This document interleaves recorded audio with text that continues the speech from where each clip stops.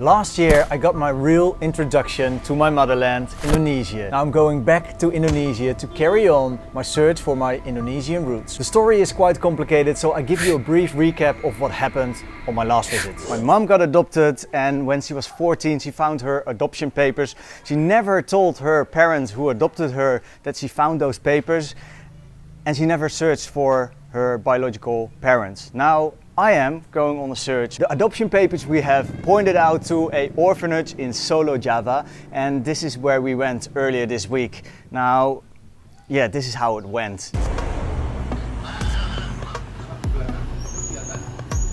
After about a half an hour we found someone who can bring us to the place where we maybe can find out some more information.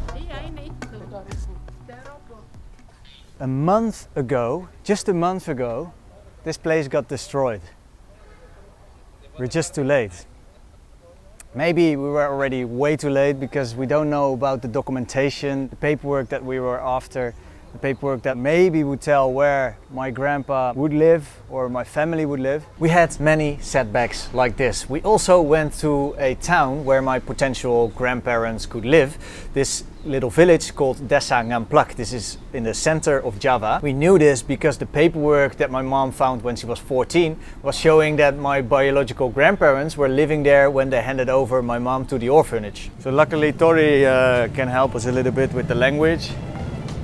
We are now at the kind of the office of the village where we hopefully find some addresses.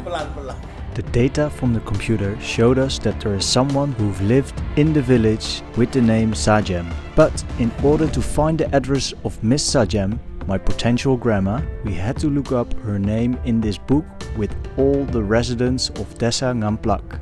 We looked at every page twice and we could not find the name Sajem at all. We could not find my grandfather's name, but we did find a small documentation of the existence of Miss Sajem, which is my potential grandmother, the potential mother of my mother. But there was no address showing in the system, so we went around the village. We are now at the head of the village house and we got invited to sit down and talk about his memory. He can't remember my biological grandpa, at least on paper the names are not recognizable, and also the name that we've been searching, finding in the system, we also don't recognize.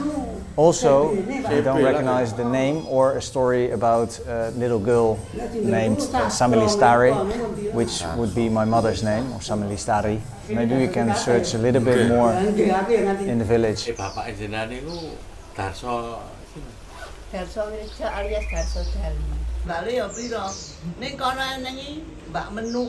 Again, no luck. But in the meantime, we did find out that the orphanage that was demolished did slowly relocated over several years from 1955 onwards. We gave that new address a visit, brought our paperwork, we put the paperwork together with their paperwork from back then, and they were matching. Like they were looking very similar, like the same stamps, etc. Everything was the same. So we went through all the files, but we found out, and they also told us actually, the two lovely ladies who were working in this orphanage, they told us that the old paperwork is probably eaten by termites. So there were only a few paperworks left which were not fully eaten by the termites, and we could not find my mom's adoption papers, which could possibly lead to the address where my grandparents would live. After nearly a week of searching, we did go to the civil registration office to find out if there was anything matching in their system that we found in Desa Ngamplak, that little village that we were earlier that week. It was not the exact address, but more like a small area inside of a village,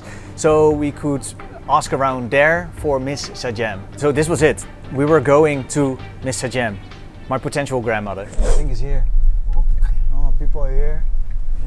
Tori is going to talk a little bit and explain the situation while we are sitting back, and hopefully we'll find my biological grandma. This is not, we expected to have a few aunties or cousins.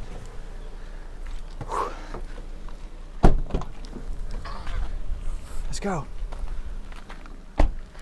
Assalamualaikum. Is Sajem still alive? Yes. Is still alive.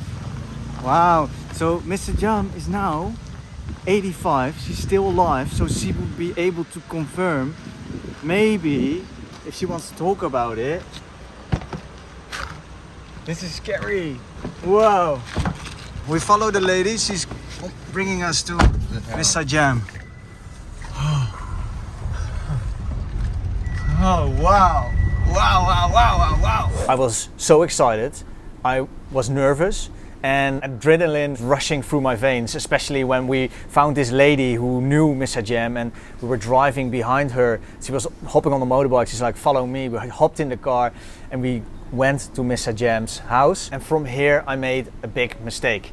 I tell you exactly what I did, which I should not have done. I was working with a small team and one of the people that was in that team was Tori. Tori drove us around, was able to translate, so we were able to communicate with the locals. Tori, Nuna and I, we went to the house, went to Miss Sajam, told her that we think she is my biological grandma, that we also think that she possibly gave her child away, that we suspect that. When she was in a very young age, for whatever reason she did this. And we basically put her on the spot right there. And she told us like, no, I never done this. I've got my first child then and then.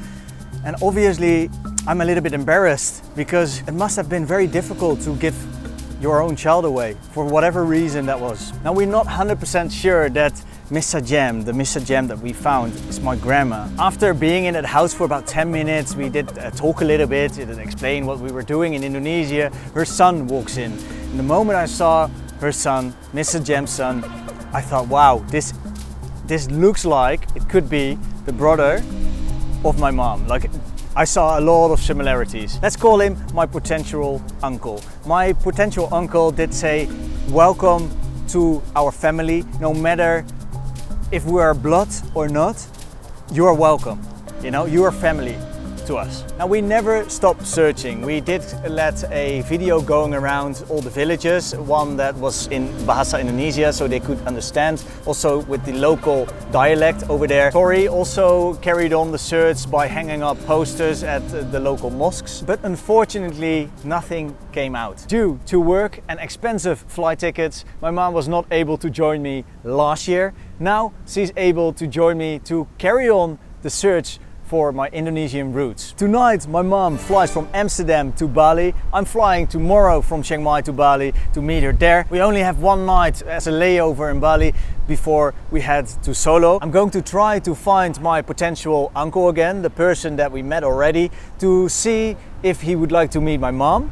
And also, because we arranged a DNA test already, also maybe he can do a DNA test for us. My mom and I, we understand that this is a sensitive matter, so no matter what decision he makes, if we are going to do a DNA test, yes or no, we respect his decision.